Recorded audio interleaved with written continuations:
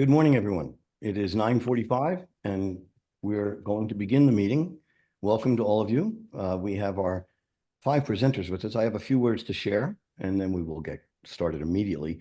I am Barasch. I have the dual privilege of being the chief executive of a company called NuCycle Energy, a Florida-based sustainability initiative that manufactures a fuel that replaces coal with landfill-bound materials, and the honor of being the moderator for your meeting this morning. I'm honored by Dianne Davis, the founder of the International Council for Caring Communities, our events organizer, and I thank you for joining us all. On that note, I would like to just share a few words about the International Council for Caring Communities, or the ICCC, an organization I've had the honor of being involved with for about 10 years. And it is a not-for-profit organization that has special consultative status with the Economic and Social Council, the ECOSOC of the United Nations itself. It was established in 1993, and it acts as a bridge linking government, civil society organizations, the private sector, universities, and the United Nations together in their efforts as a catalyst for social change. It fosters new solutions that enhance and encourage adaptation and/or replication in both developing and developed countries toward new ways of viewing an integrated society for all ages. The ICCC is mainstreaming the impact of the new digital era and the 21st century's growing age quake. Professor Dianne Davis is here with us. She is the founder of the ICCC, and she will share some words with us at the closing of our meeting. Now, to get us started, today we will have the pleasure and honor of hearing from 5 different presenters from around the world: Japan, Germany, the United States, the United Kingdom, all of whom are experts in their own field, but each of whom has crafted a presentation for today's that applies their expertise to today's overarching subject: digital innovation, fostering leadership for social justice. Each of our presenters will briefly introduce themselves, since they can do that better than I can, and then they will share their presentations with the group. With that said, please allow me to introduce our first presenter, Mr. Yuichi Nakamura, whose presentation is titled "Global Teachers Build Peace as an Innovation Hub." Please take the screen and the stage, sir, and we are looking forward to hearing you. Thank you very much. Hello, I am Yuichi Nakamura, CEO of Nakayoshi Gakuen NGO. Now I'm going to explain about educational practices in the real and the digital world by global teachers. Digital innovation has dramatically transformed the structure of the world, connecting everyone. However, there are so many people who cannot connect with anyone. So the presence of real key individuals is essential for the completion of digital innovation. Similar to journalists being necessary to report the real-time war and conflict situation, the presence of global educators, I call them global teachers, is crucial for educational activities in developing countries worldwide. As an NGO based in Japan conducting educational activities in 7 countries globally, we aim to showcase examples of global educators' practices utilizing ICT to foster leadership and build peace. The world is faced with various social issues: wars, genocide, poverty, child labor, gender inequality, and pandemics, and many more challenges that we have to solve. We need to consider these problems not as someone else's, but as our own. Global teachers verify issues firsthand on the ground and utilize digital devices to broadcast these issues worldwide, making it possible to visualize these problems for people. By communicating through social media, we have made it possible to conduct lessons, classes anywhere in the world, even in conflict areas and refugee camps. Furthermore, by utilizing various digital innovation tools such as online live chats and social media, we have enabled to share the real situation and we can consider social issues of the globe. We appeared in Japanese media many times, not only NHK, National Broadcasting, but Ame Talk, which is the most famous TV program, told our works all over Japan. By solving local issues ourselves, we can raise awareness about global challenges. Japanese companies and local governments possesses wonderful technology. We propose social challenges to them and consider solving these issues using their products and services. Oh, look at this. It is cotton candy machine for science lesson. And look at this. This is Tamiya plastic model cards for rehabilitation of child soldiers and many educational tools we can use in our lessons. And we are able to guide many people's action plans into reality. Only 5-year-old girls wish to reach drawing to foreign friends. Drawing. She wants to teach drawing foreign friends. Or student wish to support friend who suffered from volcano disaster in DR Congo. We are creating many miracles and turning people's wishes into reality. I'll show you some examples. In Cambodia, we are supporting a friend who is a victim of landmines. He created a wheelchair basketball team, and we have supported them with wheelchairs and balls from Japan. His team is now active as a Cambodian national team. And another example, we informed about the real situation of the world to people in Hyogo Prefecture, Japan. Elderly people there came up with a great idea.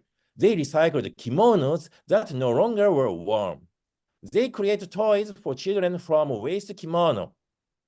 Now we are offering yo-yo balls to children in refugee camps and orphan houses around the world who have never received toys before. And the elderly in Japan are truly happy to see their smiles. And we have built schools and taught basic education and work skills to people suffering from poverty and war.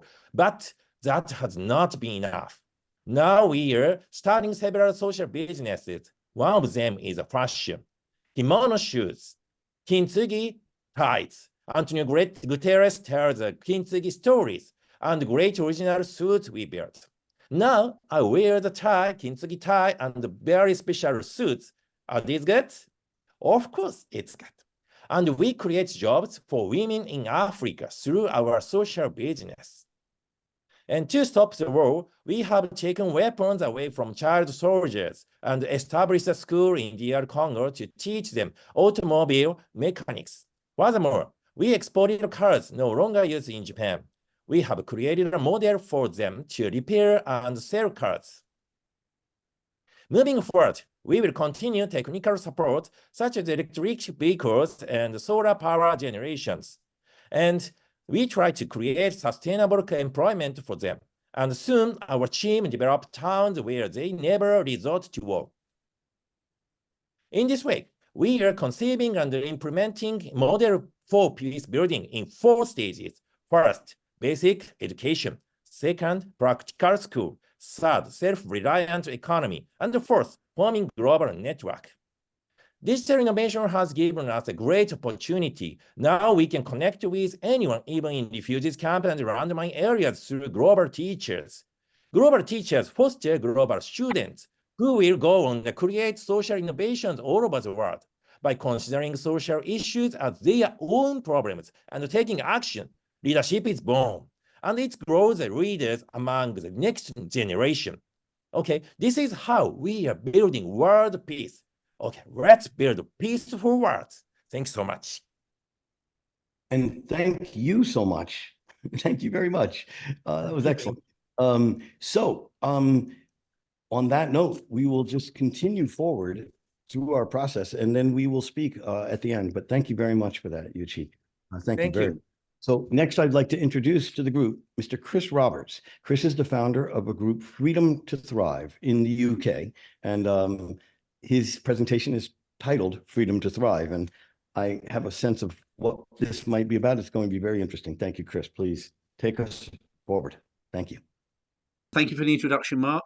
Thank you, Dianne, for the honour of presenting to this online session of the ICCC, fostering leadership for social justice through digital innovation. The first picture I thought really epitomizes what we are trying to achieve. How do we create the pathways and the network for the next generation of young people to become the next generation of global leaders? For those of you who don't know me, I will speak very, very briefly about Freedom to Thrive and who are we. We are a group of special needs parents in England who have come together to try and change the perception of disabilities. We are designing a village in England, and the village is based around the special needs community, but it is fully integrated. Unlike all other times in history, we are starting with the requirements for the special needs community first, and then fitting the mainstream housing and the apartments around the special needs. Traditionally, throughout time around the world, you've always had communities and towns where the wealthiest people have built their castles, their villas, the big houses, and then they found small corners for the special needs community. By allowing them to have the space, they are able to start and to thrive, which is the reason why we are called Freedom to Thrive. And we are designing the village as a classic 1930s English community. That leads me on to what I consider to be a very important question. What is social justice? And I wanted to take the opportunity to focus a little bit more on what we consider to be the importance of the equality of opportunity. In these times when we discuss many things, we need to look at the equality of opportunity rather than the equality of outcome, which can be a very controversial and indeed divisive dynamic. And to do that, I wanted to speak a little bit about Artistic. Colin Sugden, who joined us in Windsor in November, and myself are the founders of Artistic, which we founded together in 2015. Artistic works to bring together a variety of artists with special needs and also mainstream artists as well. The whole purpose of it is that when you see an exhibition, you will never see the words special needs artist or autism or anything like that there. The exhibitions and that we put on, we have mainstream artists alongside special needs artists. The difference is that we do things for the special needs artists that they cannot do for themselves. We curate their exhibitions, we choose the artwork, we do the brochures, and we promote the exhibition, and then we sell the artwork on behalf of the artists. So we are, by definition, taking away their disabilities. We are creating that equality of opportunity where the best artwork is the most popular artwork, regardless of disability. I wanted to take the opportunity to give an example of this about one of our artists, Dean Thomas. Dean is a very dynamic young man, and he has gone out with many of our other foundation artists, and we have been working with artists such as Damien Hirst, who you can see here, and the Chapman brothers, and other very famous artists from around the world. And we have got tremendous support now in London and around the world for Artistic after 8.5 years. Dean is autistic. He also suffers from ADHD. Dean could not walk into a space. He could not walk up to people and talk to people, and he struggled at school and he struggled to interact. What we managed to do with Dean, which was absolutely remarkable, is that Colin Sugden was his teacher and mentor for over 20 years. So everything that Dean wanted to do in the world of art, we helped him curate. We hired the exhibitions and we hired the other elements as well. Dean is an incredibly creative young man. And one of the things which he wanted to do was he wanted to study ant colonies and how ant colonies work. So he would create ant colonies as pieces of artwork. He would create a large shape of a sleeping man or a sleeping person as made out of sugar and made out of licorice, which is very popular with ants. And then we would actually have this as the actual art exhibit, which people would film and look for many, many weeks. And the ants would move around and crawl around, and entomologists were also able to come in and observe the behavior of the ants. And this was an incredibly successful exhibition, and it really promoted Dean onto the London art scene. In 1951, we had the Great Exhibition, the Exhibition of Britain after the Second World War, and you had the Royal Festival Hall, which is one of the most famous stages of all time. They've recently laid a brand new stage at the Royal Albert Hall, the Royal Festival Hall, and they've upgraded the facilities. And they ripped up the old stage. But because Dean is autistic and Dean sees things differently, when other people just saw old timber, Dean saw an opportunity. So what Dean has done, he's taken all of the old pieces of the stage, he's cut them up into areas, and then he's used a laser to actually create pieces of artwork of all of the artists who performed on the stage at the Royal Festival Hall. So you see Frank Sinatra and you see Elton John. So it just goes to show that if you give people with disabilities or people from deprived sections of the community or unheard sections within the community the equality of opportunity, then together they really can achieve remarkable things. So thank you. Thank you, Chris. Thank you very much. Chris is very embedded in what he's involved in himself personally. He's very vested. It's great to hear you speak. So we'll continue forward. Next, we will hear from Mr. Nathaniel Douglas from Cambridge University, also in the UK. And his presentation, Nathaniel's presentation, is entitled Leveraging Social Capital to Improve Disaster Resilience. And I've also had the pleasure to hear Nathaniel speak before, so I'm looking forward to this too. Please take us away, sir, please. Well, thank you for the introduction. Today, I would like to talk about social capital, not how it's created in terms of shared identities, norms, trust, and reciprocity, but given that social capital already exists, how to leverage it. One project I've been working on is developing methods to preserve displaced people's social networks during large-scale evacuations.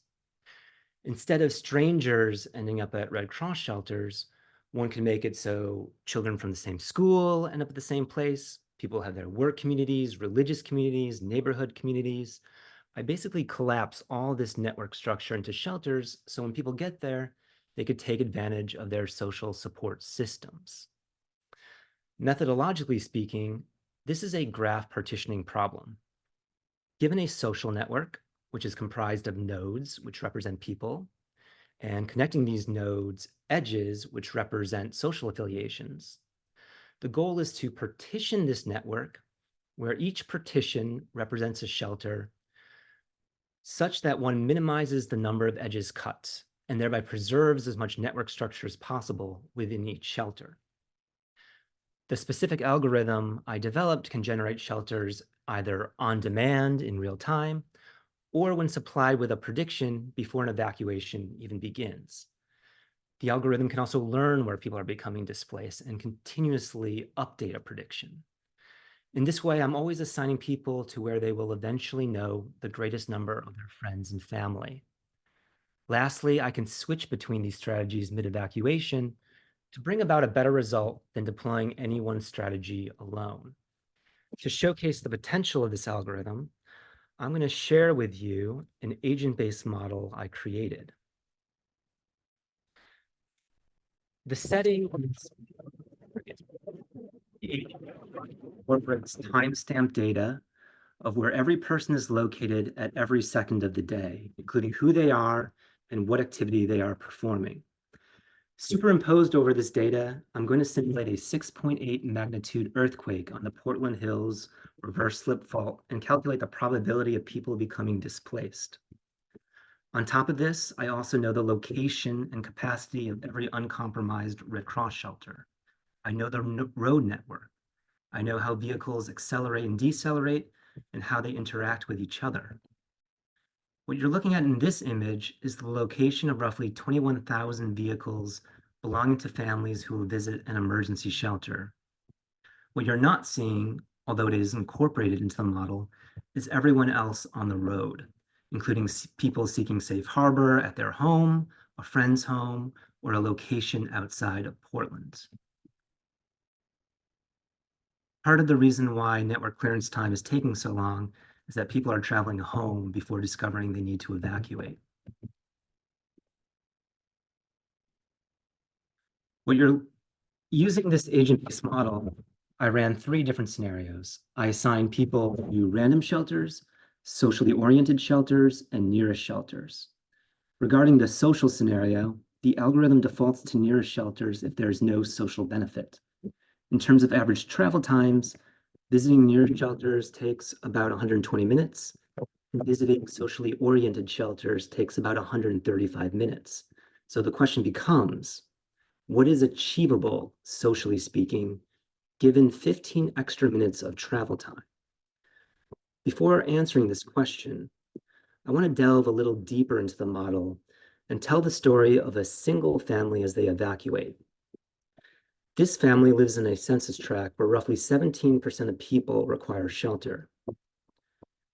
Here we can see the family's home represented by the red dot. While other people in the neighborhood also require shelter, represented by the blue dots, these people unfortunately are not part of the family's social network. The family is comprised of a mom. The mom's social affiliations are dispersed across Portland, which you can see in dark pink, whereas the school children's social affiliations depicted in yellow and teal are concentrated around their elementary school.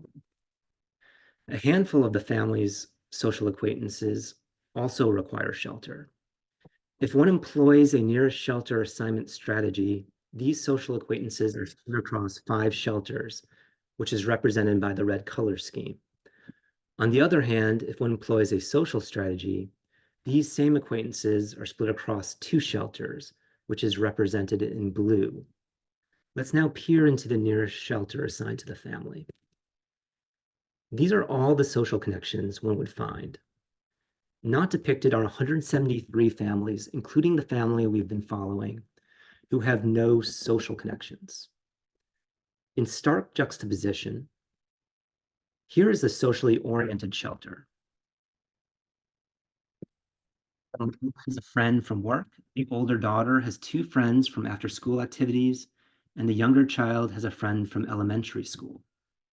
At the macro level, compared to sending people to their nearest shelter, which preserves roughly 3 to 4% of social connections, the algorithm introduced preserves roughly 72% of social connections, while simultaneously sending 44% of people to their nearest shelter. I should also note that while partitioning is a non-trivial problem, which is solved using a heuristic, upon applying partitioning to the evacuation context, one must reflect deeply on the ethical challenges that emerge anytime certain connections are preserved at the expense of others. Extending to the refugee or migrant context, for those interested in preserving displaced people's social networks across borders, while also promoting shared, albeit not necessarily proportional, responsibility across different nation states, this would also involve the same technology. In closing, the technology presented is not currently implemented. It costs nearly nothing to operate. It could function within existing frameworks established by emergency management. Lastly, a shelter assignment is a recommendation, not a mandate.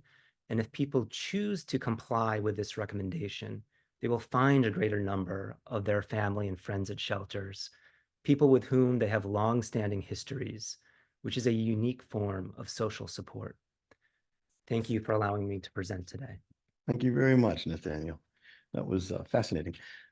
So we'll continue forward now. I have the pleasure of introducing to all of you Ms. Melanie Schnepp from Germany. Melanie works with Bosch Mobility Services, and her presentation is titled The Snail Economic Concept, Fostering Leadership for Social Justice. So Melanie, please, we're looking forward to hearing from you.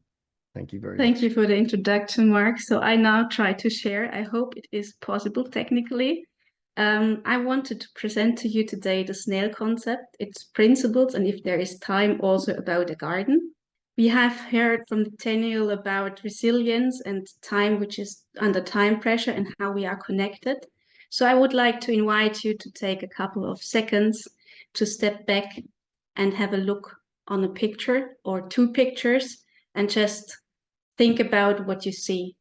On the one hand, you see a racing horse with a jockey, really trained, in the best conditions. You see the pressure behind, how fast they are, they're moving things ahead.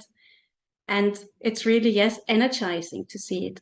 And on the other hand, you see a small snail by the edge of a knife, just sitting. What does it mean to you? If you think and you compare yourself with those two pictures, where you're fitting in, is it easy to be a racehorse? Is it the way we try to think our world at the moment and where we are trained to do it? If you behave like a racehorse, being quick, being efficient, moving things ahead, but was it how it is to be a snail? What does it mean to you? Is it the same worth than to be a racehorse? But if you look at it, go back, could you be able to stand on a knife without getting hurt? To really refocus and be aware about nothing can happen to you and you're steady on your way, patient? Is this the way you are leading yourself and you are leading others? We are all part of the ecosystem, as Nathaniel already explained. And as Chris said, a part of social justice. It's the world we are creating and the ecosystem we are living in. So we learn on books that we can take out a lot of nature. But if we look on our today's nature we are creating, you see those big cornfields, for example, if you drive through Illinois or else, where you see one corn on the next corn. What does it mean to us? It is fostering a corn and biodiversity is dying. You need fertilizer because the soil is dredging. But if you look on the other hand to a full garden with different types of plants, fostering each other, enabling also to live. So it is a different kind of ecosystem. It's not similar by similar, but different and fostering each other. And if we look to our current situation with infinite growth, with the biodiversity loss, with the velocity we see in the world and the crises we have, how many racing horses do you see surrounded by us in the companies, in the business we are creating, in the world we as leaders, each by each, is creating? How many snails do you find? And if you are leading, how would you see to be a leader for a snail fostering those beautiful gardens in all those differences? So can we question how we do our leadership and how we do our businesses at the moment? Is there a possibility to do it differently? And is this a possible game changer of the things we are currently seeing? Going from velocity to slow, going from large scale ideas to small scale, from profit maximization to purpose, knowing that we only have one world and there is no infinite growth, from monotony to diversity, which is fostering the different types and styles and everyone can find a place in and contribute, like Chris also explained. From competition to cooperation, from volatility and extractive to resilient and restore and regenerate. From a centralization to a decentralization. Can this be a game changer for us? And if you are a leader, which we are all for us in the small thing, how can we foster social justice by empowering different things? So Walt Disney said the way to get started is to quit talking and doing, that these kinds of thoughts behind can be brought into the world. You can see in a little example I just showed to you. You see a very old picture in my hometown where you see an old garden plantage of trees, where we found out that there could be something really beneficial to do things differently. We created a garden, a marketplace, a place to be, to integrate people and to generate a surrounding to enable to get green education to children and itself to grown-ups. So this is how it looks like today. We do markets here to give and foster those people who do handcrafted things, old stuff, not doing it on large scale, but small scale, all to have their own difference and all to have their contribution to it. We give a spot to have cultural events, which are free for everyone, so you can go there and enjoy and contribute also if you want. We have a little collection of all things, of all garden houses, as we say, to preserve also our heritage we have. You see an old, really old train wagon out of 1847 we have in the garden, for example. We have social projects to integrate, for example, children which are not able to start now in the work environment to give their own first trial in business. We do green education so that children which do not have the possibility to be in a garden and understand what a bee is doing have their first feeling that a bee is not a dangerous thing, but has an important role to give the understanding what is surrounding you and also why the different things foster each other. And this is basically coming to an end. So you can only love and protect what you understand. And doing business with purpose, slow but steady in a development, fosters different styles and types.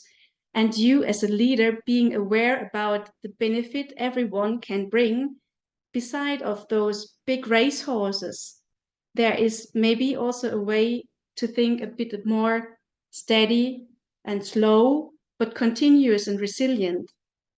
Could be a way of thinking and doing our business maybe a bit differently, just as a brain teaser. So thank you.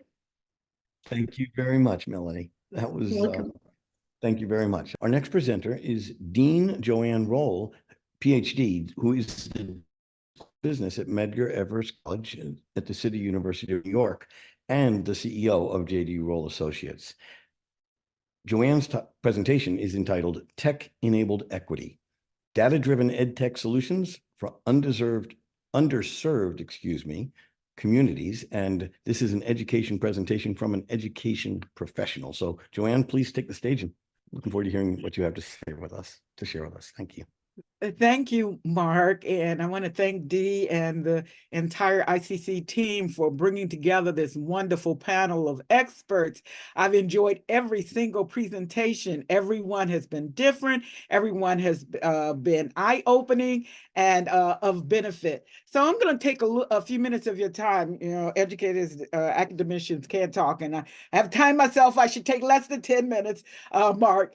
So the title of my presentation is Tech-Enabled Data-Driven Solutions, Elevating Education in Underserved Areas. The agenda will cover, in a very short period of time, overview of global wealth gap, poverty and sustainable development goals, global technology disparity and post-pandemic impacts, education and technology possibilities, collaborations and partnerships, entrepreneurial ecosystems, customized approaches to community-led co-created solutions, and conclusions and a call to action. So first I want to talk about the why. Why do this work? The poor and global wealth gap, as well as the income gap for Black and Brown people or for underserved areas, has been with us for time immemorial. So that is not new. But how we approach it, and in terms of the massive amount of abundance that we see that technology is driving in some sectors, how do we give access to those who we don't want to leave behind? So let's start with the UN Sustainable Development Goals. The number one goal is the eradication of poverty. And at one point, they thought they were on track to see it slow down. But I can tell you, after COVID and the disparity in technology advancements, the poor the poor is increasing, and the few who are able to garner solutions and garner some of the benefits from the wealth that they're creating, it remains few. And so some of this technology that is driving it, and all the time you hear about AI, but it's not just AI. AI is the soup of the day, but emerging technologies are behind them and other technologies were before them. And the real issue is not the specific technology, but as technology and these shifts continue to change, how do we adapt the workforce, those that we are creating in our institutions and those who have been displaced, the displaced workforce? How do we keep them upskilling so that they could take an advantage? You know, when we had the pandemic, what we saw was, especially in the retail sector where it was customer facing or some other customer facing industries, we saw massive amount of folks who were middle class leave the middle class and go out of the middle class because they were unemployed and underemployed for longer periods of time. They were not able to upscale and to participate as they were before. So it's not just what has happened in the past, but our most recent experience has caused more of a crisis when we start talking about what is happening to the class. So let's point at ourselves first. Education and the educational system needs an overhaul. We have not been able to keep up with industry and the technology transformations as they continue to develop. So the role of education in empowerment, we know education changes lives. Nelson Mandela said it was the greatest weapon to change the world. But how can we make it more relevant? How can we make it faster pace? These are some of the challenges that we face when we look at underserved areas and how they can access a quality education to help them keep pace with the world as it changes.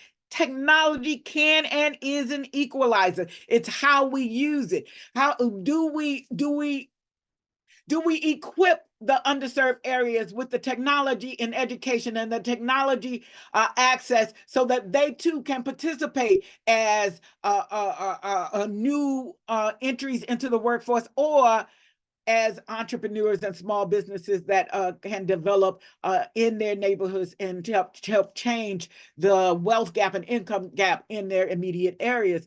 So the emphasis is on capacity building among educators. And I say that because, you know, I'm a first generation college student. My great-grandmother could not read or write. My parents understood the value of education. Now, all five of my sisters, all four of my sisters and my brother have at least undergraduate education, and most of them have graduate educations. And I know from a personal area, personal level, that education can do it, but it's what we equip. What is the education going to be for these new workforce entrants and students? So one area, one discipline, you know, I'm an economist and I love my discipline, but I understand that economics alone is not going to be the shift maker. We need all the disciplines coming together to help work and support and make the transformation happen. And I'm preparing a book. I don't often mention that I'm also the CEO of JD Rowe and Associates. It's a consulting firm, and we have been consulting for over 30 years now. But I have seen globally how changes in mind shifts. You heard a presentation talking about shifts in mindsets. Several of the presentations had it weaved in throughout. In fact, all of the presentations had shifts in mind shifts weaved into their presentation. A university in Nigeria, it knew that the technology was changing and that all of the participants couldn't participate. So they went into private-public partnerships and became a hub. And they didn't just keep that technology to the university itself. They opened it up to the small businesses. They opened it up to the community so that they could help spur growth outside of the academic environment. I'll give you our own personal with the City University of New York. The CEOs of the larger corporations really do need a career-ready workforce. So they're working with CUNY, one of the largest universities in the world, urban universities in the world. They're working with CUNY to redevelop the CIS curriculum for the first 2 years, including not internships, but apprenticeships wrapped into that curriculum. So you have the institutions, and there's several in the pilot working. CUNY is made up of many other colleges. And so we have several of the colleges working hand in hand with those corporations, understanding what is needed, preparing them, but also giving them experiential learning. So it's not just the theory and the concepts that they have, but those students would have had hands-on knowledge working in those communities. So let's talk a little bit about the role of entrepreneurship in the community for transformation. The small businesses are generally around most of the world are the engines of those economies. They hire many in the workforce. And can they afford to keep up with all of the technology changes? And so they need some public-private sector support so that innovation and economic growth could go down to the level of the small business entrepreneur, and they can hire some of those young students and some of those displaced workers as they come out. So let's talk a little bit, and this is what I really love talking about. We have spent lots of funds in the U.S. since the Civil Rights Movement on changing the dynamics of the income and wealth and the income gap and the wealth gap, and it has gotten worse. And I say that because the philosophy was you'd pilot, you build, you scale, and you build one solution that will fit all. Well, one size doesn't fit all. Culture and subculture has an impact on the community. So it's important to, when we're looking at these solutions, to use the data, but to use it by the specific communities and problems we're trying to address. So technology can be an enabler when it's aligned with the specific community and sub-community needs, and not for us just to assume that one size will fit all. So let's talk about a little bit about co-creation.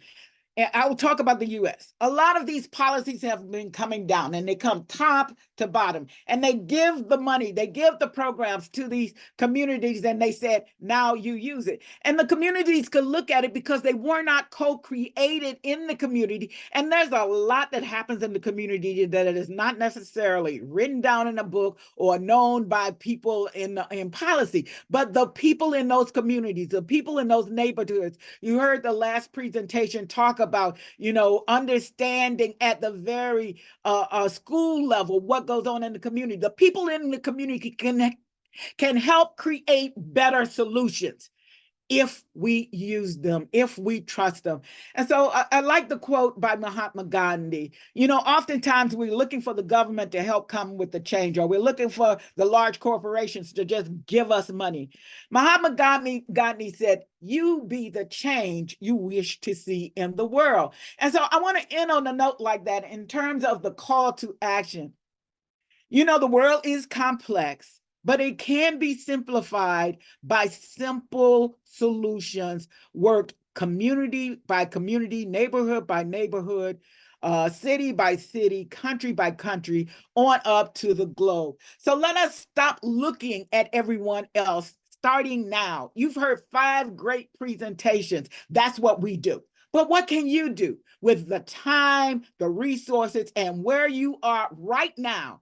How can you help make this world a better place, given that we know that technology is going to be with us? It's not going away. The poor has been with us. How can we help each other for that global goal of eradicating poverty around the world? Thank you. Thank you very much, Joanne. And thank you to all of our presenters. All 5, as Joanne said, excellent presentations. And thank you to all of you who joined us here today to hear these presentations. And now I have real distinct pleasure and honor of introducing to you Professor Dianne Davis, the founder of the International Council for Caring Communities, who will share a set of closing remarks with us. So please, Dianne, welcome. On behalf of ICCC, I want to thank all our presenters for their input in making this event a meaningful contribution to the UN Commission for Social Development. Their candid insights and suggestions as they address the challenges inspired by us all with a practical reality towards the complexity of digital innovation in fostering leadership for social justice. They have given us new tools and mindsets towards the understanding of how the broad scope of the digital innovation can enhance social justice. I am sure we all have gained from the unique endeavors and creative leadership expressed during the session. Now, let's spread our wings through action that promote the practical endeavors in this digital era. A dream said to be impossible in 1993 has proven over the years that imagining the possible works, especially if we outreach and really listen to members of the community, for their wisdom often enhance our efforts in promoting and implementing the ideas expressed during this session. Without the commitment of so many ICCC colleagues around the world, our mission would not be possible. We look forward to your questions in the chat box and will answer as many as time permits. Again, many thanks for attending, knowing that some of you have stayed up all night to join us. We deeply appreciate your interest and cooperation. A special thanks to Mark, Barasch, and the entire virtual team that made all of this possible. Wishing you all the pleasures of the season. Back to you, Mark. Thank you very much, Diane. Thank you very much, and congratulations on hosting another spectacular gathering and event of thought. Thank you.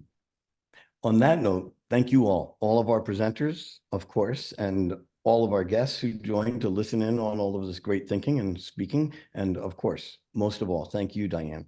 Diane Davis, thank you very much for hosting this event and arranging this event and all of the events like it that you foster for the type of thinking and brain teasers that Melanie refers to. Thank you, Diane. It's our pleasure. And I just wanted to close with one comment, if I may, and that is, let's listen to our community. Let's not come in with a preset idea of what we can do for social justice, but to listen to them. They have ideas that we haven't even thought about and will help us implement what we have worked on during this session. I hope you have found a couple of aha. I thought about that, but I never thought that we could implement and have been driven forward to action. All the best in 2024. Thank you.